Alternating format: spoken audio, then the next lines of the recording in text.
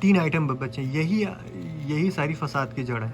अब हमने समझ लिया है कि कैसे रेफ्रिजरेशन साइकिल वर्क करता है। थोड़ा सा जो है इलेक्ट्रॉनिक कंपोनेंट के बारे में भी जो इसमें लगे हुए, इसको जो है थोड़ा सा डीपली समझाना चाहेंगे कि आपको कन्फ्यूजन ना हो। तो हमने हालांकि अभी पहले आपको बताया कि कैसे वर्क करता है, लेकिन सबसे अच्छा अगर बेस्ट तरीका है तो हम आपको यहाँ समझाते हैं। ये चीज़ आप थोड़ा सा अच्छे से समझ लेंगे ना, तो आपको कोई प्रॉब्लम नहीं है कि कैसे यूनिक काम करता है। जब आपको ये पता हो कैसे काम करता है तो आप ये भी समझ जाएंगे किस कंडीशन में क्या फॉल्ट आएगा, अगर आपने सही से इसको समझ लिया। तो क्या है कि सबसे पहले आप देखिए,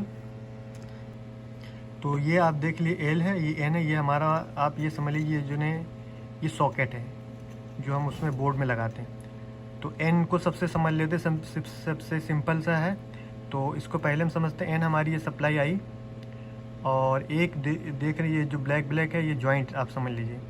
यहाँ से सप्लाई हमारी ये डिवाइड हुई, हीटर पे गई, बाद में दूसरी हमारी आई डोर स्विच पे गई, और तीसरी जो हमारी आई वो हमारे जो है कंप्रेसर के ओवरलोड पे गई।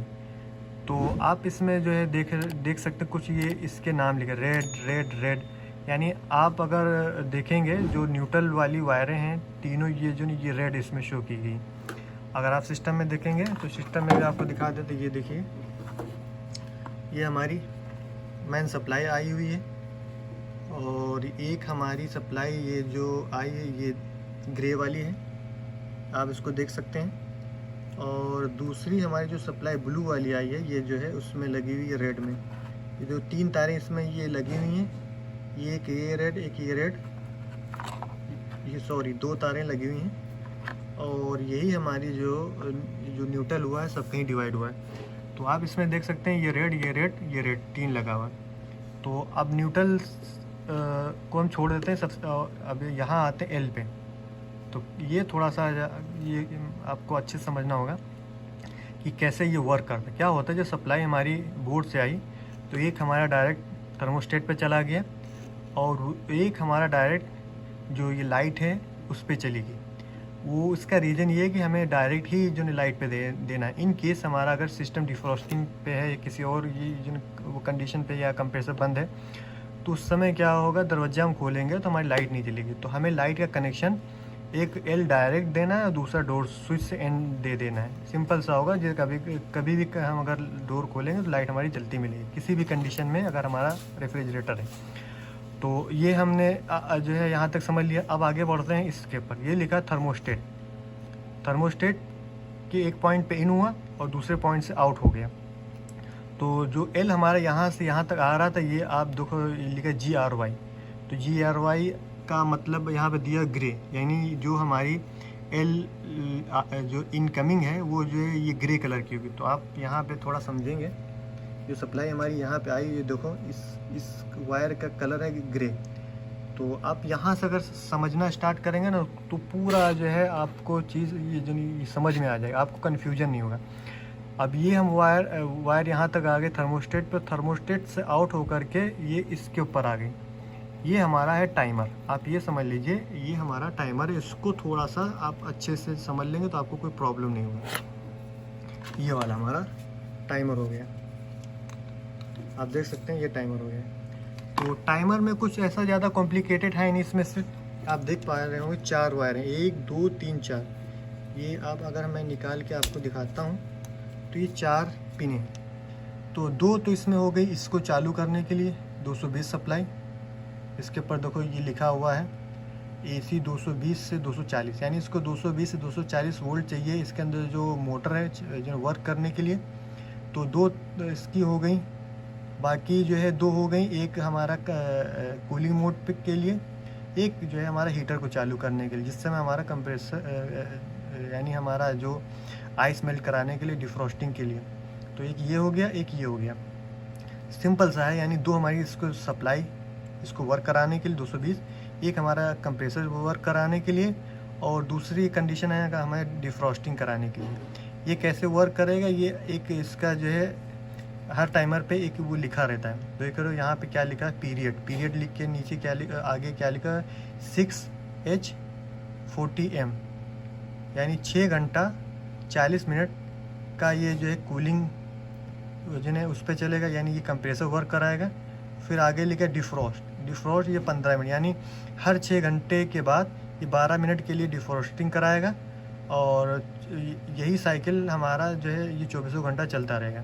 ज़्यादा कुछ इसमें रॉकेट साइंस नहीं है। बाकी ये इसकी जो वोल्टेज हो गई 220, 240, 50 से 60 हर्ट्ज काम करेगा। 1.5 वाट का है और 4.5 एम्पियर तक ये इसका जो लोड ले सकता है। सिंपल सा है। अब आगे हम बढ़ते हैं यहाँ पे।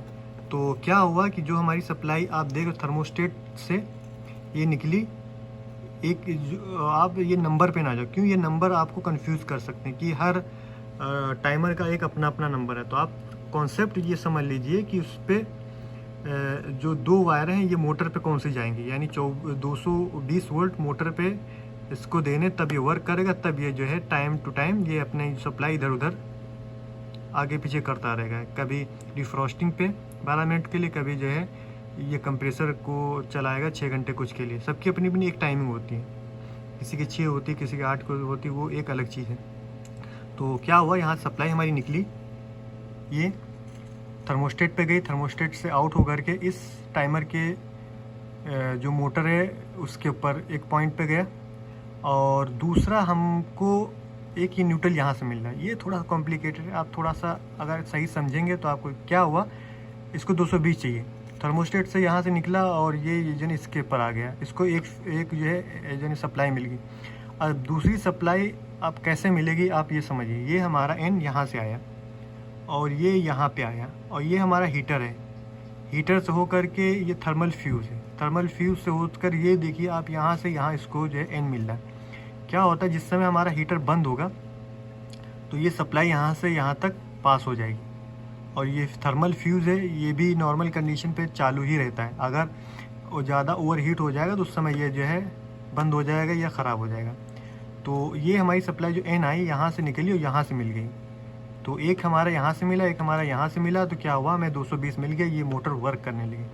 जैसे हमारा मोटर वर्क करेगा तो जो हमारा ये सप्लाई इधर से जो निकल रही है हमारे, आप देख रहे हो, ये इस कंप्रेसर पे जो है आ गई। ये सारा इतना आप समझ लीजिए, ये रिले वाला पोर्शन है जो अभी हमने दिखाया था आपको, ये वाला जो कॉइल वगैरह दिखा रहे हैं, ये रिले वाला है। और यहाँ पे लिखा PTC रिले, ये रिले वाला पोर्शन है। तो सप्लाई क्या हुई, इधर से निकली एक उस पर, और ये ही सप्लाई हमारी एक एजेंट उस पर चली गई, रिले पे चली गई, और वही रिले जिस समय हमारा स्टार्ट कराना है स्टार्ट कराएगा, और जो सप्लाई हमारी बाईपास कराता रहेगा रनिंग कंडीशन में, ये यहाँ पे आती रहेगी। तो M पे हमारी सप्लाई जो है कंटिन्यू आएगी, S वाली स्टार्ट होने के बाद यहाँ से ड्रॉप हो जाएगी। ये सिंपल सा है, बाकी डिटेल आगे हम आपको बताएं किसी और वीडियो में। तो आप ये समझ लीजिए, इधर से सप्लाई आई जो रिले पे आ गई, और भी हमारा जो यहाँ पे न्यूट्रल आ रहा वो यहाँ से आपने देखा वो लोड पे आया, और लोड से आउट होकर के इस पे आ गया। तो इसको 220 सप्लाई मिल गई, और ये कंप्रेसर हमारा चालू हो जाएगा। अब थोड़ा सा यहाँ से एक चीज़ और रह गई, ये आप देख रहे हैं ये वाला। तो क्या हुआ, जिस समय हमारा कंप्रेसर चालू होगा उसी समय हमारा फ़ैन चालू होगा, यानी हीटिंग जिस समय डिफ्रॉस्टिंग पे होगा उस समय हमारा फ़ैन नहीं चालू होगा। वो इस वजह से कि जो हमें सप्लाई निकल रही है कंप्रेसर के लिए, उसी से लूप करा करके यहाँ पे हमारा फ़ैन मोटर पे दिया गया। और दूसरा हमारा जो हमारा फ़ैन मोटर ऊपर लगा हुआ हवा सर्कुलेट कराने के लिए, वो हमारा डोर स्विच से आता रहेगा। और ये भी आप देख लीजिए, ये डोर स्विच जिन्हें ये 2 वे है, यानी जिस समय हमारा दरवाज़ा बंद रहेगा ये सप्लाई यहाँ से यहाँ जाती रहेगी, दरवाज़ा ये खुले ये सप्लाई हमारी यहाँ उठ करके आ जाएगी, तो उस समय हमारा पंखा बंद हो जाएगा। तो जिस समय हमारा पंखा डोर ओपन होगा उस समय पंखा हमारा बंद हो जाएगा, एक चीज़। दूसरी चीज़ क्या हुआ, अब ये 3 आइटम बचे, यही सारी फसाद की जड़ है। इनको थोड़ा सा हमें ये समझना होगा। क्या होगा, ये हमारा न्यूट्रल यहाँ से यहाँ तक मिल रहा है, हीटर हमारा ये हो गया, थर्मल फ्यूज़ हमारा ये हो गया, ये बाई मेटल हमारा ये हो गया। ये कैसे वर्क करता है ये थोड़ा आपको जो है अच्छे समझना चाहिए। क्या हुआ, ये सप्लाई हमारी NI यहाँ से यहाँ तक इसको N मिलता रहा, और ये यहाँ से यहाँ तक आता रहा, ये यहाँ से यहाँ तक पूरी लाइन में हमारा N रहेगा। क्यों, क्योंकि ये हमारा अभी ये सप्लाई यहाँ तक नहीं है। जब सप्लाई हमारी ये वाली इस पर आ जाएगी तो ये रिएक्ट करना स्टार्ट कर देगा। तो जो भी चीज़ इसमें लगी है वो जो है जैसे हीटर, तो ये अपना काम करने लगेगा। तो ये एक जो है जो हीटर का अपना काम स्टार्ट हो जाएगा। तो ये सप्लाई हमारी यहाँ आई, ये सप्लाई हमारी जो है जो जा रही है, ये इसके ऊपर जब आएगी तो क्या होगा, ये हमारा बाईमेटल सप्लाई इधर से इधर निकालेगा, थर्मल फ्यूज से निकालेगा, और ये हमारा हीटर चालू हो जाएगा। जो हमारे आइस है वो जो है आइस मेल्ट होने लगेगी। तो ये कब होगा, जब हमारा पूरे सिस्टम में जो है हमारा सिस्टम 6 घंटा चला और आइस जो है ये जमा हो गई, उसको मेल्ट कराने के लिए ये हमारा पॉइंट जब इस पर आएगा 6 घंटा 40 मिनट के बाद या 8 घंटे कुछ इसकी जो भी अपनी एक ये टाइमर की अपनी सेटिंग होती है, ड्यूरेशन होता है, उसके बाद क्या हो, ये सप्लाई यहाँ आएगी और यहाँ ये पे आने के बाद ये यहाँ पे रुक जाएगी। तो ये कंडीशन है क्या होगा, जैसे हमारा 6 घंटा 40 मिनट हमारा ये सिस्टम चालू हुआ, उस समय अगर हमारे सिस्टम के अंदर आइस इतनी हो गई है कि ये जो है हमारा ये बाईमेटल अगर ऑपरेट होगा तो उसी कंडीशन में ऑपरेट, अगर ज़्यादा आइस हमारे सिस्टम में हो गई होगी ऊपर वाले में, जो ऊपर वाला हमारा डोर है, तभी ये चालू होगा। इन केस अगर 6 घंटे का सप्लाई हमारी यहाँ आती भी है, अगर आइस ज़्यादा नहीं जमा है तो ये चालू नहीं होगा, यानी जो सप्लाई इधर आ रही है वो इधर नहीं है। कहने का मकसद ये है, ये उस कंडीशन में चालू होता है, यानी सप्लाई इधर से इधर निकालेगा जब हमारा बाईमेटल या हमारा कूलिंग कॉइल के अंदर आइसिंग ज़्यादा हो जाएगी। तो यानी ये लो टेम्परेचर पे काम करता है। यानी नॉर्मल अगर इसको चेक करेंगे तो ये इसकी जो है सप्लाई यहाँ से यहाँ नहीं जाएगी, या आइसिंग इसके ऊपर ज़्यादा होगी तभी ये सप्लाई यहाँ से यहाँ निकाली, यानी बर्फ़ जमा होगी ज़्यादा, इसको ठंडक मिलेगी तभी ये काम करेगा। तो क्या हुआ कि सिस्टम में जब हमारी आइस जमी तो यहाँ सप्लाई यहाँ आई और यहाँ से निकल के फ्यूज़ से गई और हीटर पे एक हमारी सप्लाई जो एल यहाँ से आ रहा था ऐसे निकल करके इधर आया, इधर से आकर के फिर हीटर पे आ गया। एन तो डायरेक्ट यहाँ से मिल रहा था, तो 220 इसको मिलने लगे, हीटर चालू होगा, हीट होने लगेगी और जो हमारी आइस वो मेल्ट होने लगेगी। तो ये आपने कॉन्सेप्ट समझ लिया, और ये भी समझ लीजिए कि क्यों ये इस सिस्टम को यूज़ किया जाता है डबल डोर फ्रिज में। अगर आपने ये चीज़ अच्छे समझ लिया तो आपको कोई प्रॉब्लम नहीं आएगी जो है ये डबल डोर में। होता क्या है, जब हमारा सिस्टम एक ज़्यादा वक्त यानी 10 घंटे 20 घंटे 24 घंटे या जो भी उसका ये ड्यूरेशन है, एक वक्त चलने के बाद हमारे जो कूलिंग कॉइल के अंदर एक जो है आइस की लेयर आ जाती है, वो पूरे सिस्टम को जो है क्या करता है, ब्लॉक कर देता है। जो हवा सर्कुलेट होने का रास्ता है या और भी चीज़ें हैं, तो वो क्या होता है उस समय हमारे कूलिंग के ऊपर इफेक्ट डालता है। जो हमारे कूलिंग प्रॉपर होना है, जो वो कूलिंग भी प्रॉपर नहीं, ज़्यादा अगर आइसिंग सिस्टम में हो जाएगी, अगर कूलिंग कॉइल पे ज़्यादा आइस जमेगी तो उसको ये मेल्ट कराता है। तो हमारा मेल्ट होने पे सिस्टम फिर हमारा ये नॉर्मल चलने लगता है। तो उसी सारी जितनी फसाद उसी को ये मेंटेन रखने के, उसी को सॉल्व करने के लिए जो है यूज़ किया जाता है। तो ये आपने समझ लिया, ये समझ लिया, ये समझ लिया।